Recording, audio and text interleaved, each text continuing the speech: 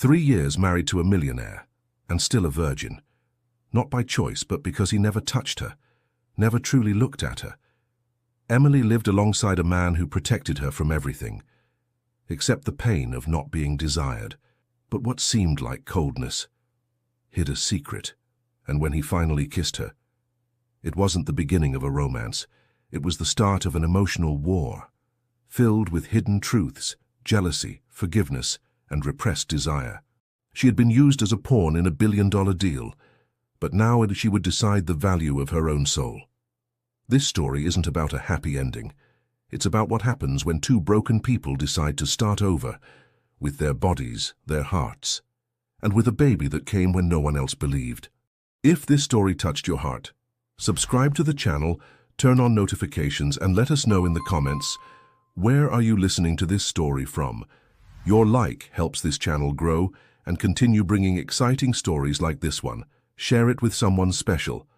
For 3 years, Emily Carter had lived in the silence of the Wallace estate, a mansion so grand and meticulously maintained that it seemed to breathe money. But beneath its marble floors and chandelier-lit hallways, the silence was not peaceful. It was suffocating, cold. It was the kind of silence that screamed louder than any argument ever could. Emily had married Alexander Wallace in what society deemed a strategic alliance. The Carters were drowning in debt, their empire on the verge of collapse, and Alexander's family had offered the lifeline, a merger wrapped in silk and deception. The condition? Emily, the youngest Carter daughter, would marry the elusive billionaire and restore public confidence in both families. A wedding of elegance, a deal sealed with champagne and a press release. Everyone applauded the union. Everyone except Emily. She remembered the ceremony, all ivory roses and golden arches, her dress custom designed by an Italian couturier. Her smile had been practiced, painted on like the makeup she wore.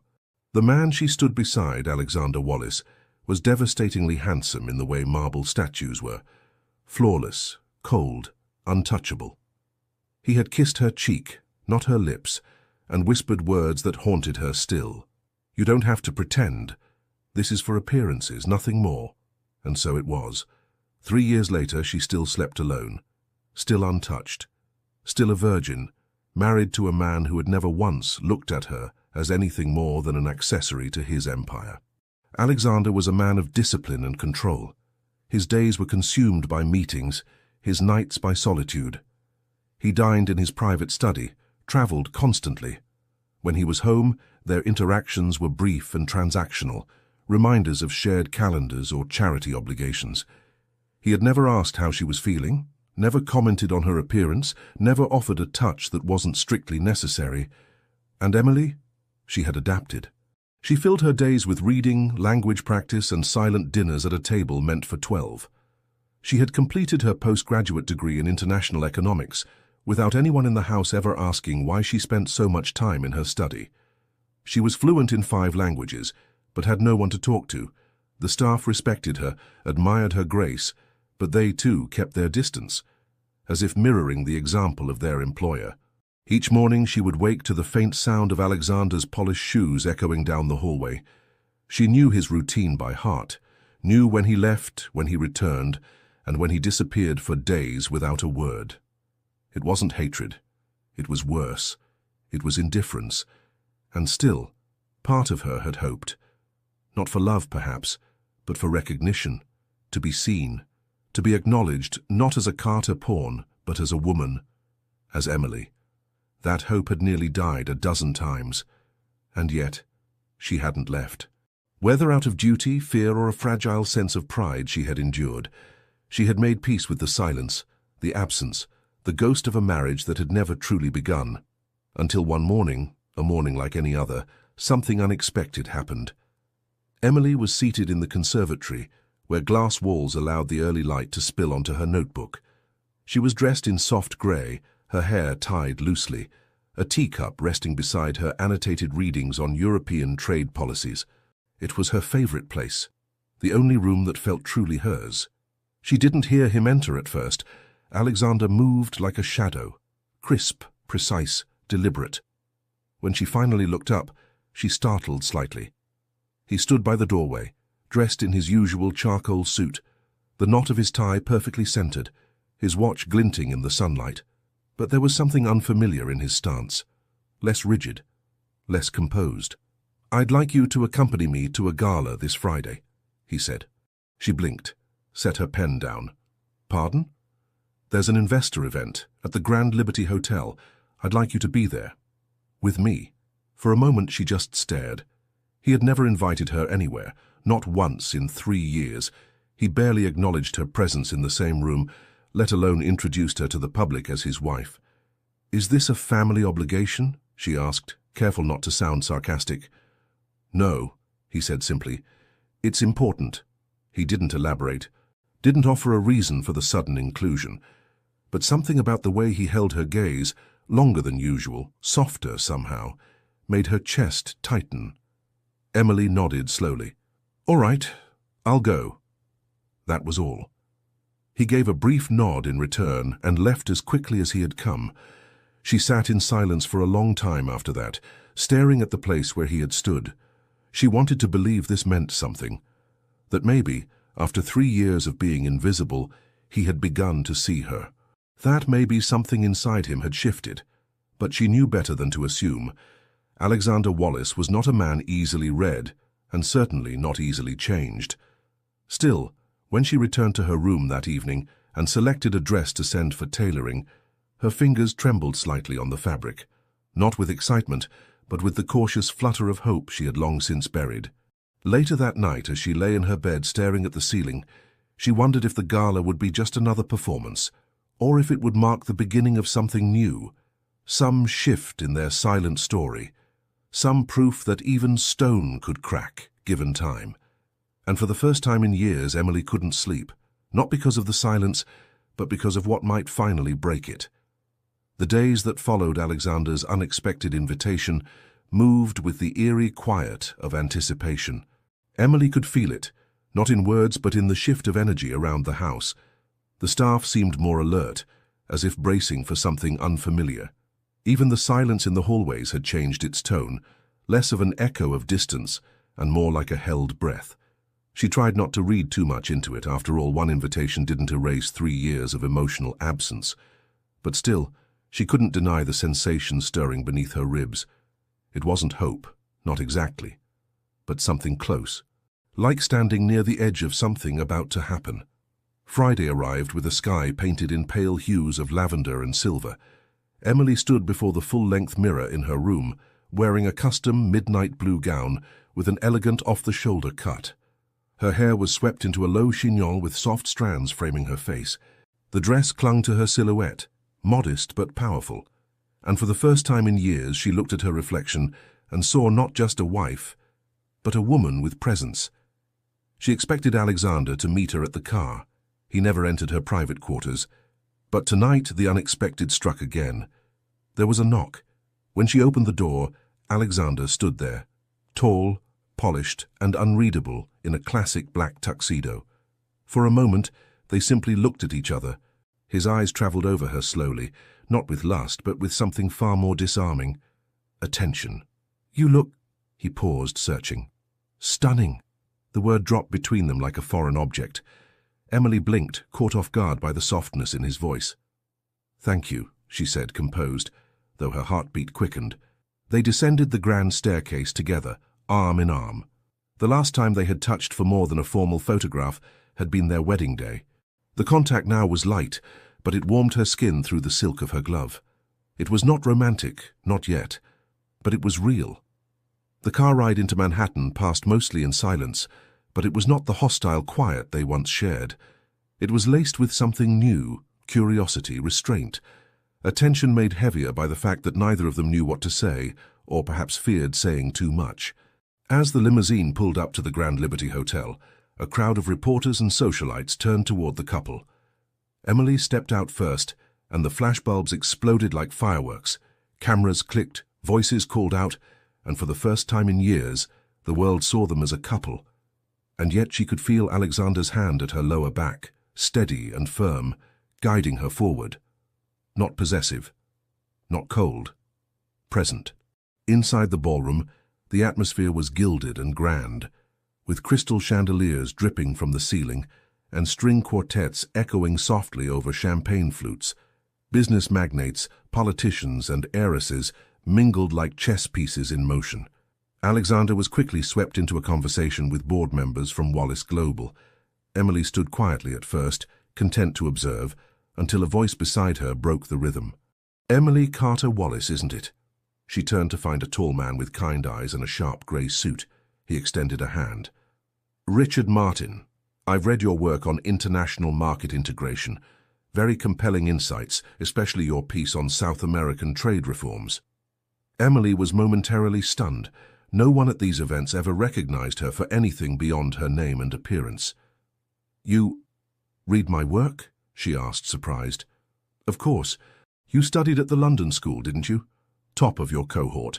I've followed your analyses for years." They began to speak, fluently, intelligently, about economic policy, global currency shifts, and the growing influence of Eastern markets. Emily's eyes lit up as the conversation deepened. For the first time in a long time, she felt seen, not for her last name, not for her marriage, but for her mind. Across the room, Alexander watched. At first, his expression remained impassive. But as Richard laughed warmly and leaned slightly closer, as Emily's cheeks flushed with engagement, and she tucked a loose strand of hair behind her ear, something fractured inside him. It was unfamiliar, raw, sharp, jealousy. He didn't even realize he was gripping his champagne glass tighter until the condensation slipped from his fingers. His gaze followed her every move, every gesture, every smile not given to him. Who was this woman standing with such quiet confidence? Who was this version of Emily, radiant, articulate, captivating, that he had ignored for 3 years? The rest of the evening passed with growing discomfort. Emily felt his eyes on her, even across the crowd. And when she returned to his side later that night, something in his posture had changed, more rigid, more alert. In the car, he broke the silence first. "Richard Martin seems quite taken with you." Emily arched an eyebrow. "He respects my work, that's all." "He's a known opportunist," Alexander said flatly. "Don't mistake charm for sincerity." She turned to face him, her tone calm but piercing. "And what would you know about sincerity, Alexander?" He looked at her then, really looked. And for a brief second he didn't see the quiet girl he'd married out of duty. He saw a woman who had endured silence without becoming small, who had been invisible and still refused to disappear. The remainder of the ride was silent, but the tension was no longer dull. It vibrated. That night Emily returned to her room with her head high.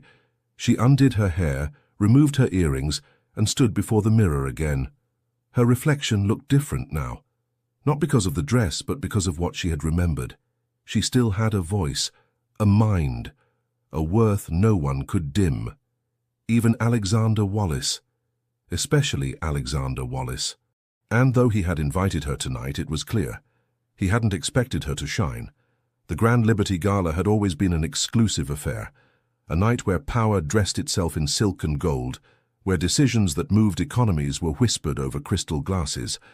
But on that particular evening, something far more intriguing stirred beneath the polished surface of the event, the unexpected emergence of Emily Carter Wallace.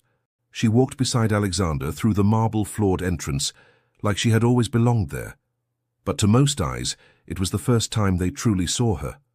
Her presence was a contradiction to the whispers that had followed the Wallaces for years, rumors of a distant cold marriage, of a ghost wife who rarely left the mansion. And yet here she was, poised, elegant, effortlessly commanding attention in her midnight blue gown, her eyes alert and curious, not dulled by confinement or detachment. The ballroom was grand in every way, towering ceilings wrapped in velvet drapes, golden chandeliers sparkling like constellations, above a galaxy of tailored suits and couture gowns.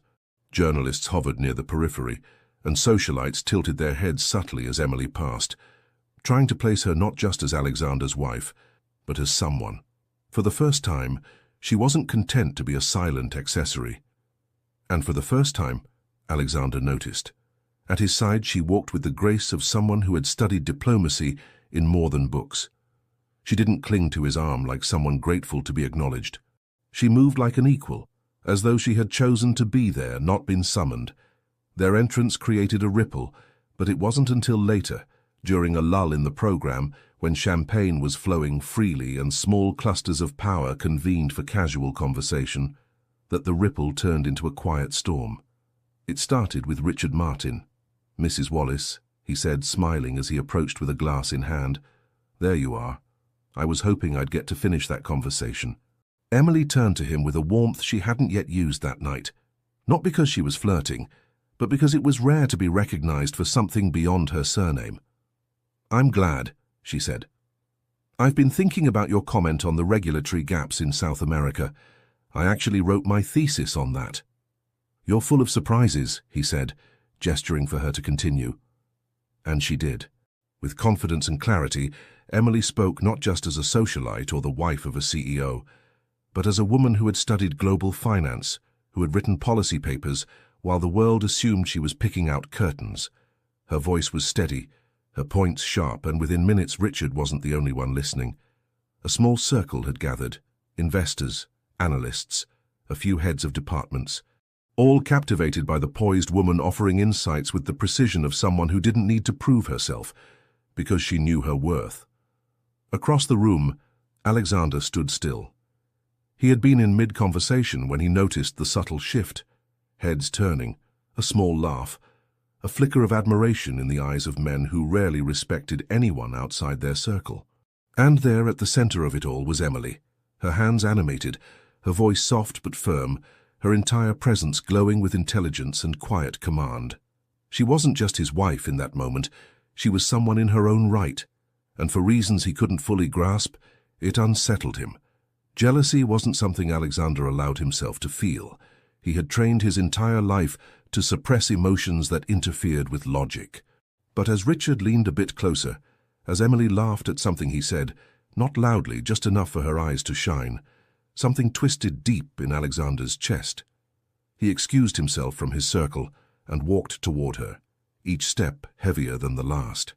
"Emily," he said smoothly, interrupting as Richard began to offer her a business card. "We're due to speak with the finance board." She turned to him with a measured expression. "Are we?" "Yes." His gaze flicked to Richard. "Thank you for entertaining my wife." Richard, undeterred, smiled. "It's been a pleasure. She's quite brilliant." Alexander didn't reply. His jaw was tight, his hand already resting on the small of Emily's back as he guided her away from the group. But the moment they were out of earshot, Emily stopped walking. "What was that?" she asked, voice quiet but pointed. Alexander looked down at her. "I needed to interrupt. Or you didn't like that someone saw value in me before you did?" He said nothing. Her eyes searched his face. "You've ignored me for 3 years, Alexander. Don't act surprised that someone else might see what you chose not to." The air between them shifted, thick with something unspoken. Resentment, yes, but something else too. Recognition. A mirror being held up. Alexander cleared his throat, his voice low. "He was giving you his card." Emily didn't look away. "Because he respects my mind. Maybe it's time you started doing the same." And with that she walked ahead, shoulders straight, heels echoing on the polished floor like a declaration of self-worth. Later that night, back in the car, Alexander sat with his hands clasped tightly together, his gaze fixed on the city lights blurring past the windows. Emily, beside him, looked out the other way. The silence had returned, but it was no longer comfortable for either of them. And somewhere inside Alexander Wallace, the man who had lived by control and detachment, began to feel something shift. Something that wouldn't be silenced for long. The days after the gala should have followed the usual rhythm. Board meetings, press briefings, controlled schedules. But for Alexander Wallace, nothing felt usual anymore. He had always viewed his life through the lens of efficiency. Marriage had been a necessity, not a desire. Emily had been a solution. Beautiful, polished, well-educated, a perfect public symbol to stabilize the Carter merger. But she had never been part of his calculations beyond that, until that night. Now, the image of her surrounded by men who listened, who admired, would not leave his mind. It wasn't just the admiration that unsettled him, it was the fact that he hadn't known. He hadn't known she spoke fluent Mandarin, that she had published in journals he himself respected, that the woman he had ignored for 3 years had built a life and identity without him, and the realization carved something out of him. It started with small changes. He began noticing her schedule, asking the housekeeper if Emily was home, or if she had gone into the city. He lingered longer in the morning, pretending to scan the news while she sipped her tea across the table. He found himself watching her hands as she turned the pages of her books, wondering what thoughts lived behind her quiet gaze. And when he passed by her study one evening, hearing her voice on a Zoom call, speaking Spanish with elegance and authority to a colleague in Madrid, he stopped. He stood there in the shadow of the hallway as if seeing her for the first time, but it wasn't until Richard Martin resurfaced that the fragile line between discomfort and jealousy snapped. It was a Thursday evening when Alexander received a message from his assistant. Richard Martin had personally requested Emily's presence at an upcoming investment roundtable, independent of Alexander's invitation. The message was polite, businesslike, but Alexander read between the lines. He stared at his phone for a long time, and for the first time in his carefully constructed life, he felt something irrational swell in his chest. That evening, Emily was in the drawing room, curled up with a book and a glass of red wine. She looked up as Alexander entered, surprised. He rarely joined her in the common areas, let alone without a meeting or obligation. "You have a message," he said, holding up his phone. "From Richard Martin." Her brow arched. "He contacted you. He copied my office on an invitation for you, wants you to join the next roundtable. Seems he was, impressed." Emily closed her book slowly. "He was impressed with my ideas, Alexander." He stepped closer, his voice lower. "He seems impressed with more than just that." There was something in his tone, brittle, defensive, laced with something too raw to be masked. Emily rose from the couch, setting her wine aside. "Are you jealous?" she asked, voice calm but cutting. He didn't answer. "Because if you are," she continued, stepping toward him, "that's a bit ironic, don't you think? You've had 3 years to see me, 3 years to speak, to listen, to ask who I am beyond a Carter." His eyes met hers then, sharp and wounded. "I never needed to compete," he said tightly, "until now." Emily let out a quiet, humorless laugh. "You're not competing, Alexander. You're waking up, too late, maybe." He didn't move. She did. With a deep breath, she walked past him toward the hall, but before she could step away, his hand caught her wrist. Not harshly, not to control, just enough to stop her. "Emily," he said, his voice barely more than a breath. She turned and for the first time saw the tension in his jaw, not from anger, but something closer to fear. "I'm not used to losing," he said.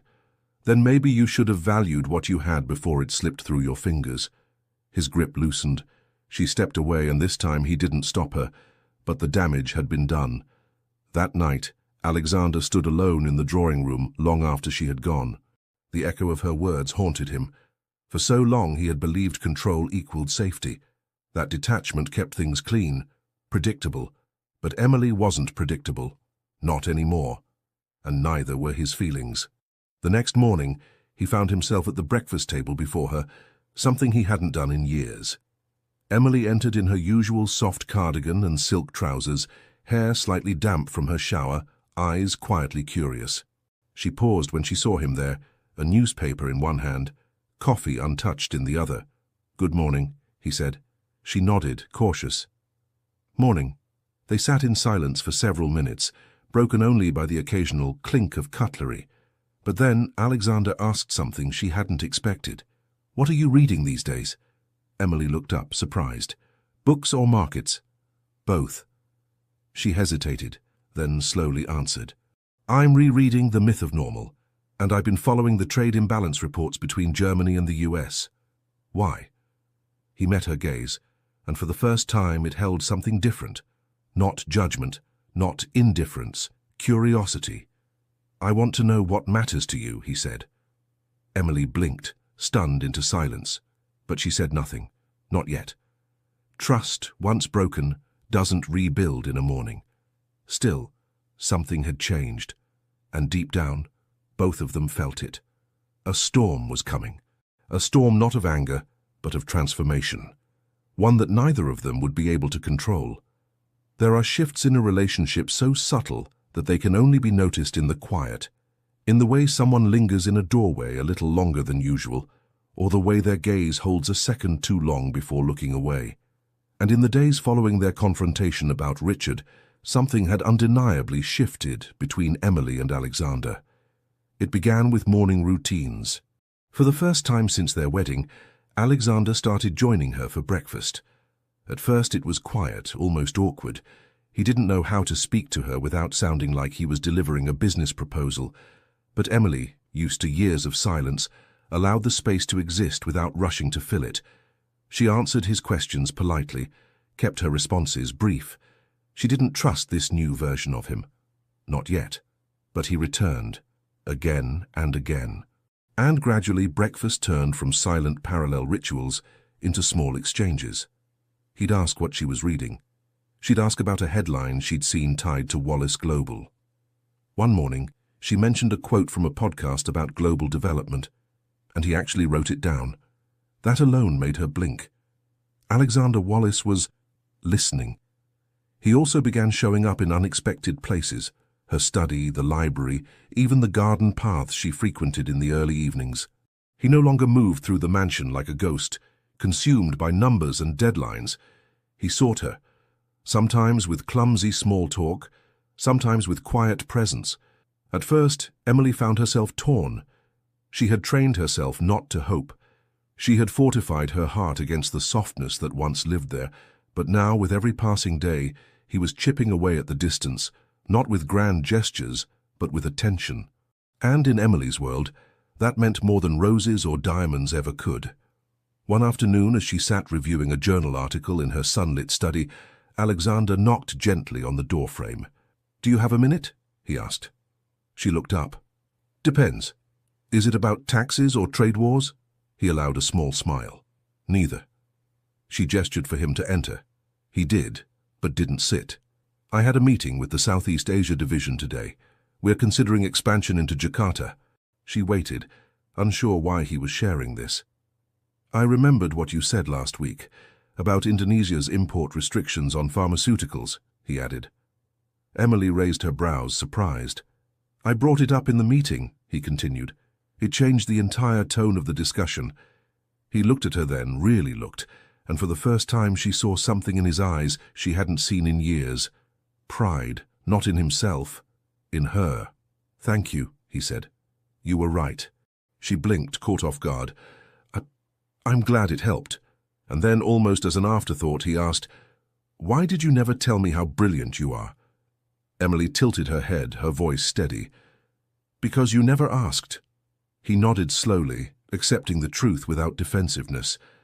That night he knocked on her door again, but not to talk. He handed her something wrapped in soft navy tissue paper. "What is it?" she asked. "A thank you. For Jakarta." Inside she found a set of personalized notebooks, Italian leather covers, embossed with her initials, and lined pages made for long-form writing. The same kind she often used in her studies. She looked up at him. "You noticed the kind I use?" He nodded once. "You go through them quickly." There was no flirtation in his voice, no seduction, just quiet observation. And it was that simplicity, that depth of attention, that left Emily more shaken than any bouquet ever had. Later, she sat on her bed, tracing her fingers over the leather cover. She didn't know what to make of it all. She didn't know if it was real. But something inside her, long dormant, stirred. The next morning, she found him in the breakfast room again, but this time she was the first to speak. "Thank you for the journals," she said. "You're welcome. And for noticing." His eyes met hers. "I see a lot now that I didn't before." The conversation could have ended there. But Alexander leaned slightly forward. "Emily, may I ask you something personal?" She nodded slowly. "Why did you agree to this marriage?" The question stunned her. She set her cup down and took a deep breath. "Because my father asked me to," she said. "Because the company was crumbling and I thought I could help. I thought maybe there could be something good in it. That maybe, with time, you'd see me. Choose me." Her voice didn't shake, but something behind her eyes did. I was wrong, she finished. Silence settled between them again, but this time it wasn't cold. I'm sorry, Alexander said. 2 words, barely audible, but they cracked something open, and over the next few days, the wall between them continued to thin. He asked her about her studies in London. She told him about rainy afternoons in Bloomsbury cafes, reading old volumes of Keynesian theory. He asked what she liked to cook. She admitted she never really learned. He offered to bring in a chef for lessons. She laughed. They weren't lovers, not yet, but strangers, not anymore. Emily Carter Wallace had always believed that desire was something loud, that it announced itself with fireworks, stolen glances, and wild confessions. But the kind of desire that was growing between her and Alexander wasn't loud. It didn't roar. It whispered. Slow, patient, burning under the surface like embers waiting for wind. And it scared her more than any thunder ever could. Their fragile emotional truce had lasted weeks. They now dined together most evenings, sometimes in the formal dining room, other times in the cozy breakfast nook overlooking the gardens. Alexander asked about her ideas, listened when she spoke, shared pieces of his past she never thought he'd reveal, but still, a respectful distance remained between them. Until the second encounter with Richard, Martin shattered the delicate balance they'd built. It was another gala, this time hosted by the International Development Forum. A smaller event, but packed with elite voices in global policy and economics. Emily had been personally invited to speak on a panel discussing emerging markets, and Alexander, in a rare move, insisted on accompanying her. She wore a deep emerald gown that night, her hair in soft waves down her back, and Alexander couldn't stop looking at her. Not in the casual, detached way of a man assessing appearance, but with a kind of quiet hunger he hadn't let himself feel in years. When she stepped onto the stage, confident and eloquent, Alexander sat in the front row and watched as every word she said commanded attention. She spoke of sustainable trade models, of human-centered economics, of the intersection between policy and dignity. And every time someone nodded or applauded, he felt something bloom in his chest. Pride, yes, but also something more complicated. Possessiveness. After the panel, the room buzzed with conversation. Guests approached her like a rising star. Among them, again, was Richard. "You were remarkable," he told her, handing her a drink. "Wallace Global is lucky to have you." "I'm not part of Wallace Global," Emily said, smiling politely. "Not officially." "Well, they should correct that. You'd make a better spokesperson than half their board." She laughed, light but wary. Alexander watched from across the room, drink in hand, jaw tight. Every second Richard spent beside her seemed to stretch longer than it should.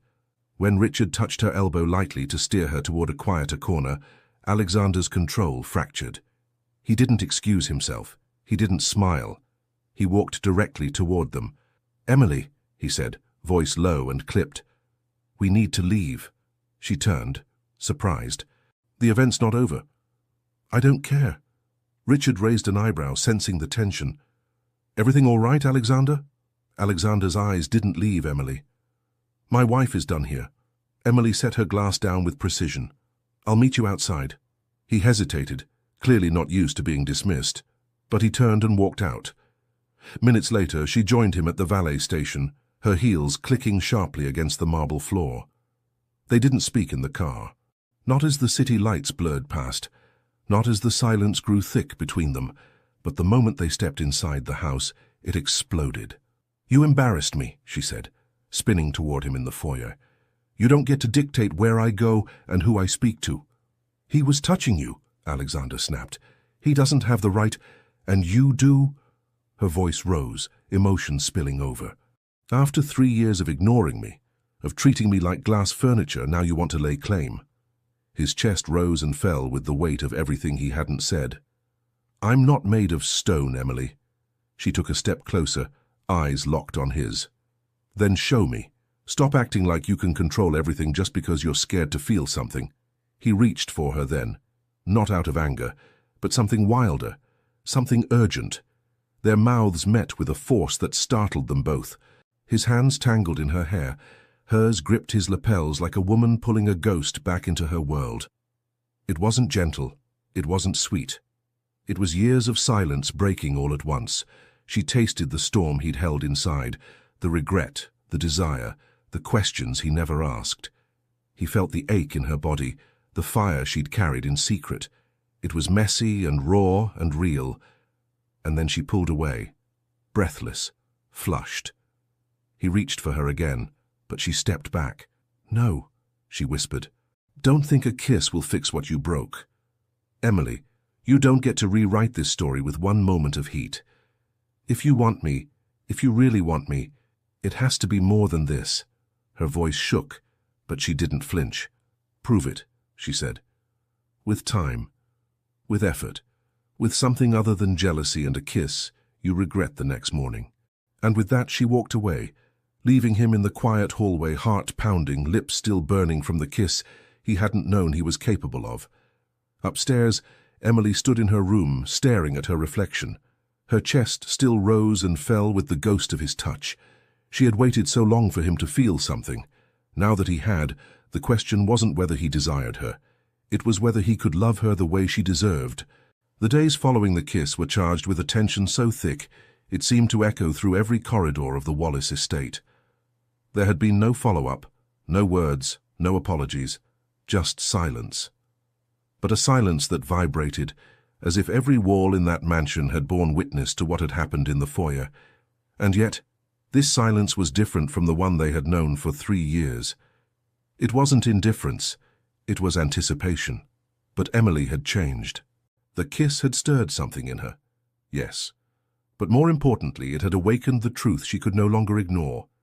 She was no longer the timid girl who had once tried to earn Alexander's attention.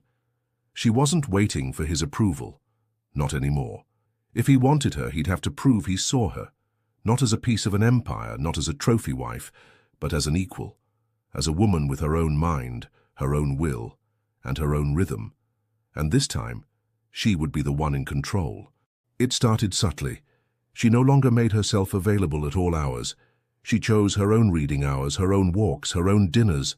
Some evenings she declined to dine with Alexander at all, opting instead to eat with the staff or alone in the conservatory. She didn't do it to punish him. She did it to reclaim herself. And Alexander noticed. He watched her from a distance as she moved through the house with quiet authority. The way she spoke to the staff, the way she adjusted fresh flowers in the library, the way she laughed on a call with a friend from London, all of it reminded him of how much of her life he had never bothered to know. He began to show up more, but not in the old way, not with cold demands or polite distance. Now he asked questions, real ones, about her childhood, her travels, the first time she fell in love with economics. And Emily let him work for every answer. It unnerved him, but it also intrigued him. For once, Alexander Wallace, the man who had never failed to close a deal, who could sway a boardroom with a single glance, found himself in unfamiliar territory. He couldn't predict her, couldn't calculate her. She was no longer following his tempo. She was writing her own, and somehow that made her more magnetic than ever. One evening, he found her seated at the grand piano in the West Wing, her fingers dancing softly over the keys. He hadn't known she played. "You've never played before," he said from the doorway. "I used to," she replied, not looking up, "before this house taught me to be silent." The words cut through him more deeply than he expected. He stepped into the room. "Don't stop." She finished the piece, let the final note fade, then stood to leave. "Emily," he said, blocking her path gently, "please, talk to me." "I've done enough talking over the years," she replied. "You're just now learning to listen." He stepped closer. "Then let me prove it." That's when the shift began. Alexander started showing up in ways she had once only dreamed of, but now received with caution. He rearranged his schedule to be home earlier, joined her for late dinners, listened to her recommendations on business decisions, and actually implemented some. He even surprised her with small, meaningful gifts, a first edition of a book she once mentioned in passing, a silk scarf embroidered with constellations, because she told him as a child she used to memorize the stars when she couldn't sleep. But Emily no longer melted at grand gestures. She weighed actions. She measured consistency. And when he offered her a key to the executive wing of Wallace Global, "I want you to lead international strategy," he said. She didn't say yes. She smiled, handed the key back and said softly, "Earn me first." And that's when he truly understood. She was not a reward for good behavior. She was not something to be won. She was her own force. And if he wanted her, truly wanted her, he would have to meet her, not as a man above, but as one beside her. That night he sent her a handwritten letter, not typed, not dictated, written by his own hand. It said, "Emily, you were never invisible. I was blind. Every moment I refused to see you, I lost a chance to know the most extraordinary woman I've ever met. I'm not asking for forgiveness. I'm asking for a chance to become worthy of you, on your terms, at your pace, yours. Now if you'll have me. And always, Alexander." She read it twice, then once more. She didn't reply immediately, but the next evening, she was waiting for him in the dining room. Same chair, same long table, but this time she poured his wine, and when their eyes met over the flicker of candlelight, there was no war, no pride, just a quiet promise that the story was no longer his to dictate. It was theirs to write, together. For the first time in 3 years, the Wallace estate felt alive. The grand halls that once echoed only with silence now carried the faint sounds of piano melodies, soft conversations, and shared laughter at breakfast. Emily had not only reclaimed her place in the house, she had begun to rebuild her identity within it. Alexander, in turn, seemed transformed, less rigid, more present. He no longer hid behind schedules and transactions. Instead, he studied her, not as an enigma to be solved, but as a woman he deeply, earnestly wanted to understand, and she had begun to let him in, slowly. But just as trust began to bloom, truth came knocking, as it always does. It was a rainy Thursday afternoon.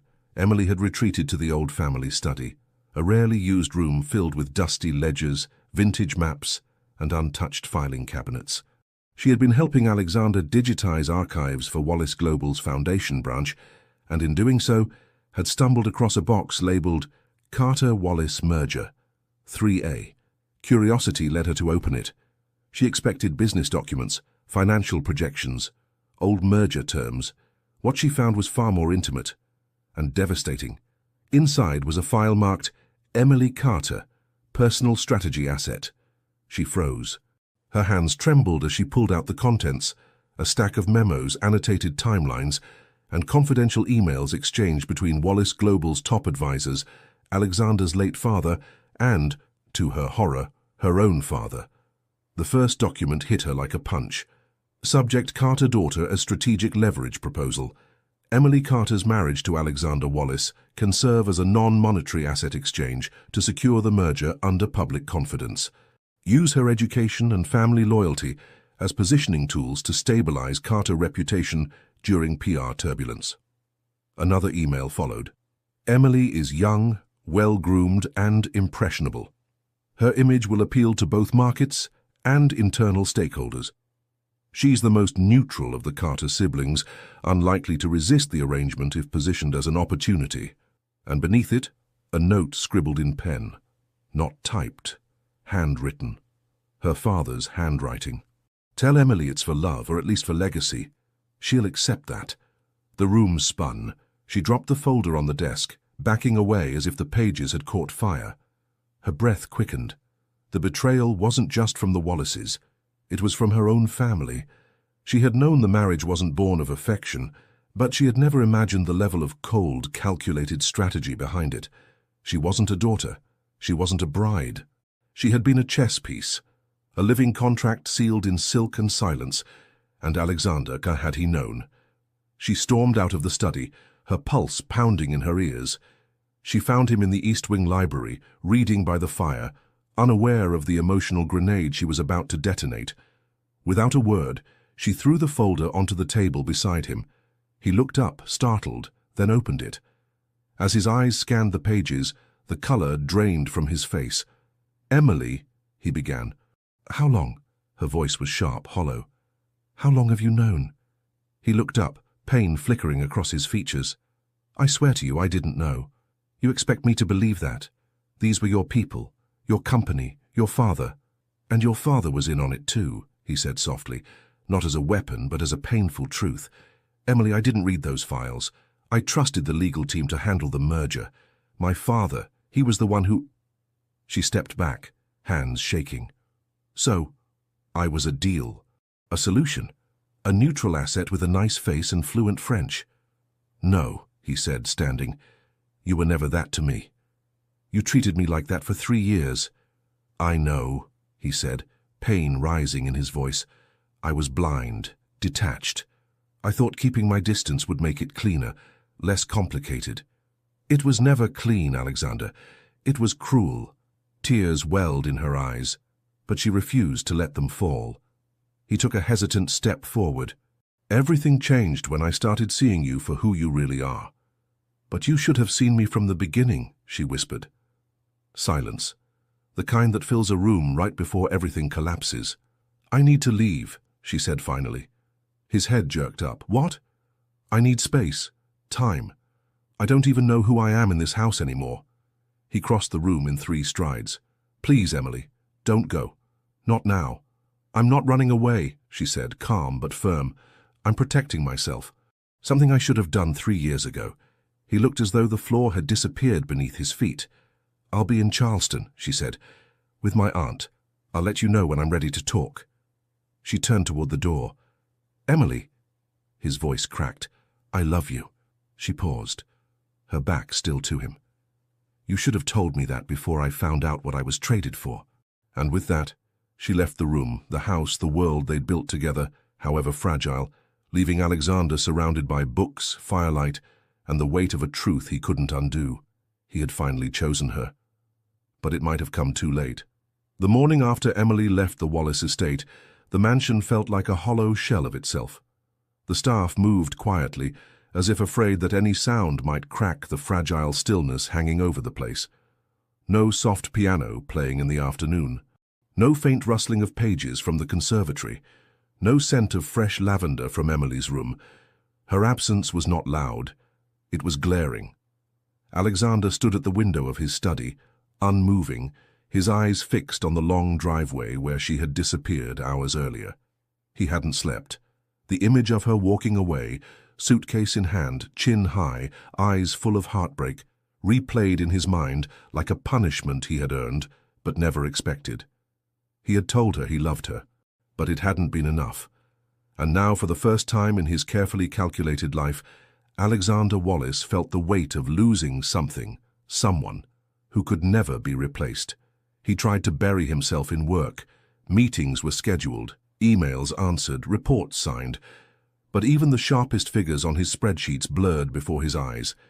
He sat in boardrooms surrounded by yes-men and financial analysts, but his mind drifted endlessly to Charleston, to Emily. What was she doing now? Had she eaten? Was she walking along her aunt's garden, that place she once described with such vivid nostalgia? Did she still love him? Or had the damage been too deep, too precise? The days passed. Then a week. Then 2. He wrote messages he never sent, drafted emails with "I miss you" in the subject line, and deleted them before hitting send. He tried to call once, maybe twice, but stopped himself before it could ring. He had promised her space, and he meant to honor it. But each day without her was a slow unraveling of everything he thought he understood about himself. He had always been disciplined, in control, but now he felt like a man dragging his own soul through sand, heavy, slow, aching. In Charleston, Emily was going through her own quiet transformation. She had found comfort in the rhythm of her aunt's home, the smell of fresh bread in the mornings, the wind off the Carolina coast, the absence of marble and cold hallways. But peace did not come easily. It never does when your heart is still deciding whether to shatter or survive. She cried some nights, not because she regretted leaving, but because she had wanted it to be different. She had wanted him to be different, from the beginning. Her aunt, wise and gentle, asked few questions, only offered tea, silent company, and the occasional reminder, "Sometimes we leave not because we stopped loving, but because we started remembering our worth." Emily journaled, walked, sat under the stars, and tried to answer the question she had carried in silence for too long. If someone finally sees you, but only after breaking you, is that enough? Meanwhile, back in New York, Alexander did the one thing he had never done in his life. He paused, not from fatigue, but from reflection. He began revisiting parts of himself he had long buried, memories of his childhood, of the expectations that shaped him, of a father who only valued strategy and control. For the first time he wondered if he had ever been loved for who he was, or simply for what he could build. And now he had done the same to Emily. He had loved her, yes, but too late, too cautiously, too much like a man who didn't know how. He returned to the study, found the folder she had thrown on the desk. He reread every page. He didn't just scan them this time, he absorbed them. And then he did something unthinkable for a Wallace. He called the company's legal department and demanded a full audit on the Carter merger. Not to cover anything up, but to expose everything, every manipulation, every shadow deal, every name. When the report came back 3 days later, it confirmed what Emily had discovered, and more. Her family's bankruptcy had been orchestrated to pressure the merger. Her father had been manipulated and complicit. His own father had pulled the strings, and Emily had been right to walk away. Alexander felt the shame settle into his bones, the kind of shame that doesn't beg for forgiveness, but demands redemption. That night, he sat in his darkened study and drafted a letter, not to win her back, not to beg, but to tell her the truth. He wrote, "Emily, I thought I had lost everything the day you walked away. But the truth is, I never deserved you to begin with. I let others turn you into a transaction, and I was too blind to see it. You gave me chances I didn't earn and love I didn't understand how to receive. I've initiated an investigation. I'm dismantling every tie that turned you into a pawn. I can't rewrite the past, but I can destroy the system that tried to silence your worth. I don't know if this letter will bring you peace, but I hope it shows you that you changed me, not with anger, but with the force of your dignity.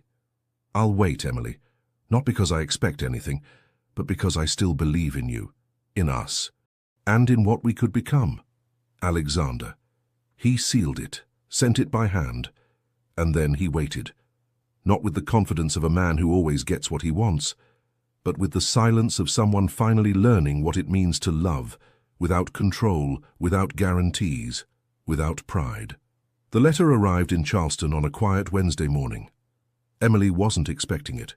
She had stopped waiting for signs, for explanations, for apologies that might never come. But when the envelope, cream, heavy, hand-addressed, appeared on her aunt's kitchen table, she knew exactly who it was from. She didn't open it right away. She carried it to the garden, sat under the old magnolia tree where she had spent many evenings watching the light change, and held the envelope in her lap like something sacred. When she finally unfolded the letter and read Alexander's words, unpolished, vulnerable, stripped of his usual precision, something shifted inside her. He hadn't asked for forgiveness. He hadn't tried to twist the narrative. He had simply laid his truth bare, and that made all the difference. She reread the letter every night that week, folded it carefully, carried it in her bag, and then, one morning, she made her decision. She sent a message to his personal number, just one sentence. "I'm ready to talk," he replied in less than a minute. "Name the place. I'll come to you." But she didn't want him to come to Charleston. She wanted to see him back in the place where everything had begun, and where everything might still begin again. So she returned to New York. It was early evening when her car pulled up to the Wallace estate. The sun was setting behind the tall hedges, casting golden light across the marble steps. She stepped out slowly, her suitcase in hand, but her heart far heavier. The door opened before she could knock. Alexander stood there, frozen. He looked different. Not in appearance, he still wore his usual crisp shirt and slacks, but something in his posture had changed. He wasn't the towering, unshakable figure she had married. He was just a man, stripped of armor, holding his breath. "Hi," she said softly. He didn't speak. He simply stepped aside, allowing her in. The house was quiet, but not cold. There were fresh flowers in the foyer. A faint scent of her favorite cedarwood diffuser lingered in the air. It was as if he had tried to preserve her presence in every room she once touched. They walked in silence to the conservatory, her favorite room, where the city lights shimmered in the distance. "I got your letter," she said, breaking the stillness. He nodded. "I meant every word." "I know." He looked at her then, eyes tired, hopeful, terrified. "Emily, I don't have the right to ask for anything, but I need to say this." She waited.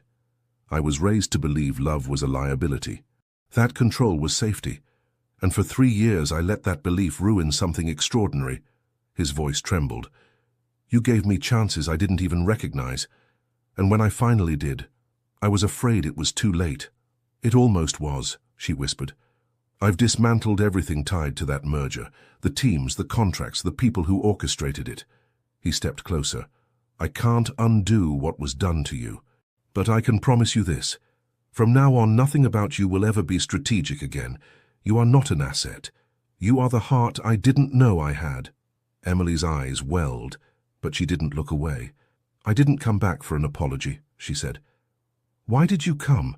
She stepped forward, close enough that she could feel his breath. "Because I needed to see if the man I fell in love with ever truly existed, or if he was just a dream." His voice dropped to a whisper. "And now I see him. Finally." There was no rush, no fireworks. Just a moment suspended in time. Two souls finally facing each other, naked in truth, raw in love. He lifted his hand slowly, gently brushing a strand of hair from her face. She leaned into the touch, and then she whispered, "Show me." His gaze locked with hers. "Are you sure?" he asked. She didn't speak. She took his hand instead and led him up the stairs. They moved through the house like a memory rewriting itself. No longer strangers, no longer prisoners of a contract, but man and woman, both broken, both healing, both choosing each other this time.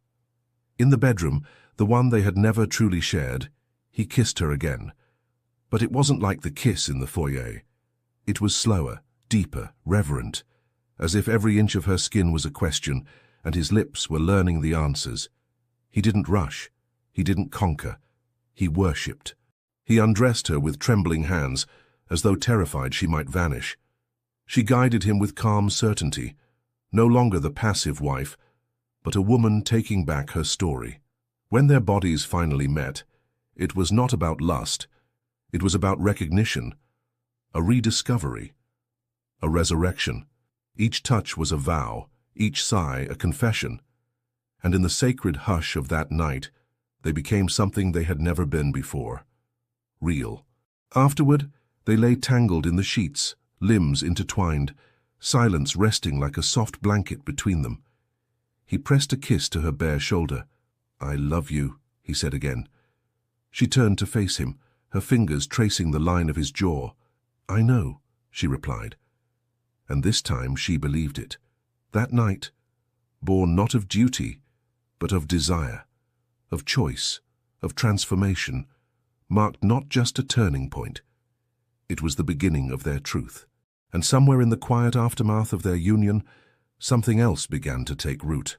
Unseen, unspoken, but very much alive. Charleston had offered Emily peace, but New York had offered closure. Or so she thought. In the days that followed their night of true reconciliation, Emily remained quiet. Her body moved through the estate with familiar grace, but her heart felt like it was keeping a secret, one she couldn't yet name. There was something different in the air, in the way her body responded to mornings, in the taste of her favorite coffee, which now made her stomach churn. She dismissed it at first. Stress, she told herself. Travel. The emotional whirlwind of everything she and Alexander had just lived through. She'd barely begun to breathe again.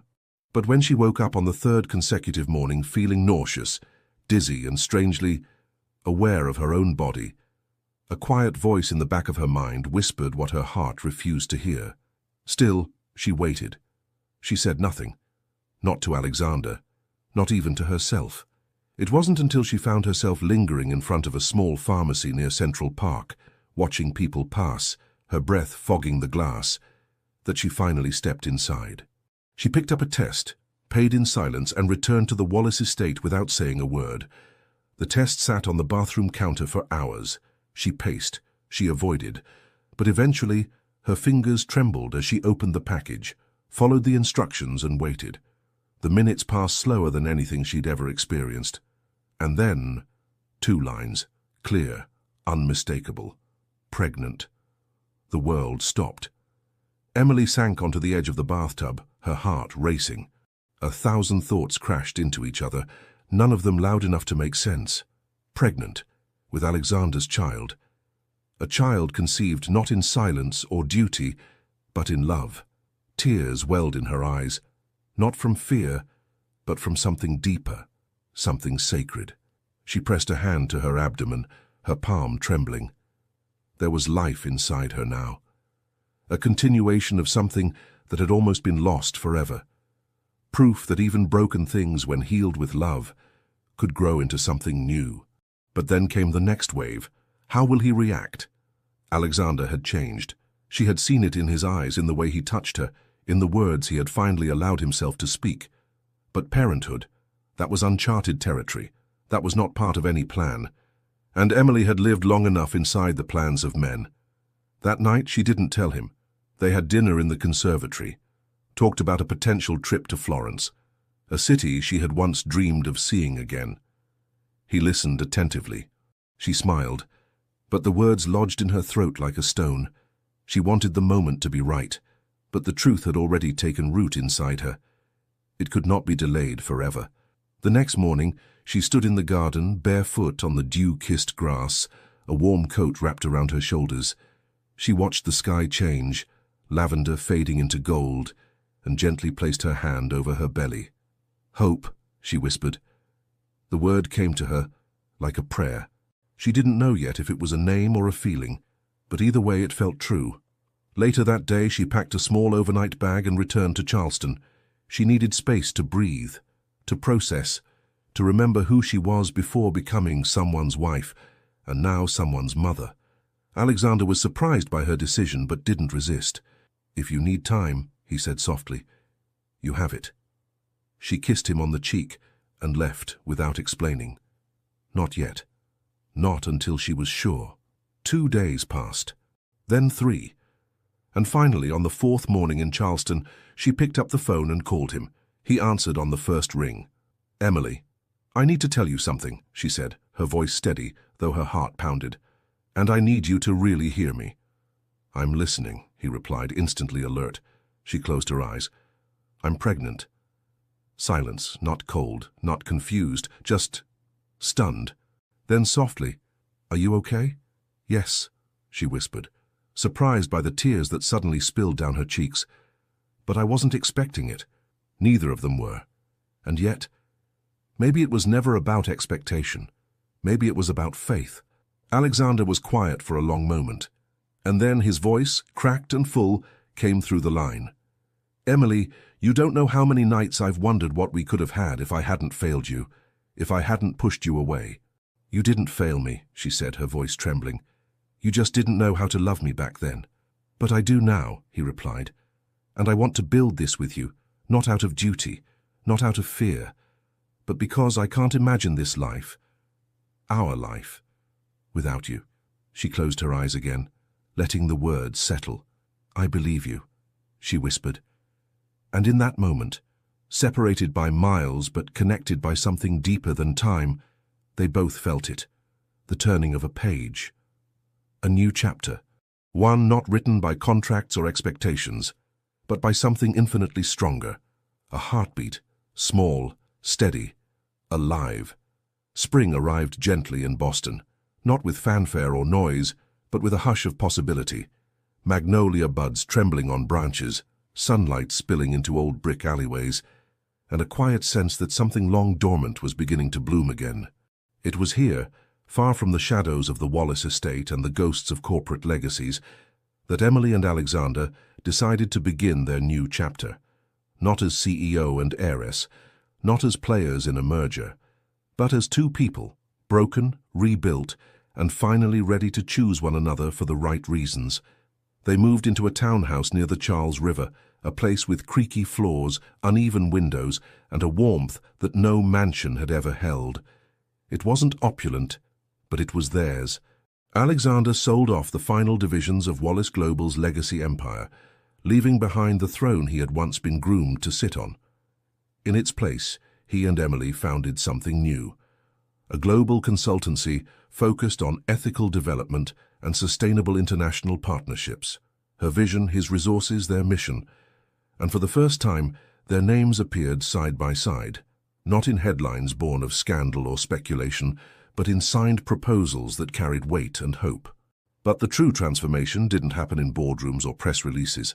It happened in the quiet, in the way Alexander would bring Emily tea every morning, now knowing exactly how she liked it: chamomile, honey, no lemon. In the way Emily would pause in the hallway, one hand over her gently growing belly, and smile when she heard him speaking to the baby. Soft, reverent whispers no one else would ever hear. It happened in their new routines: Sunday market walks, slow dinners, late-night planning sessions where they debated ideas like partners, equals. No more dismissiveness, no more silence, only presence, only choice. Forgiveness didn't come all at once. It never does.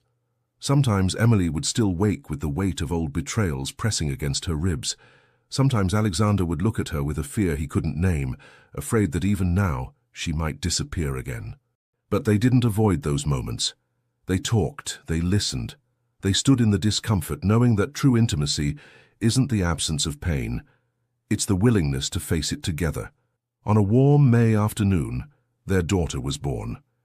Emily held her for the first time in a sun-drenched hospital room, eyes brimming with tears, Alexander's hand wrapped tightly around hers.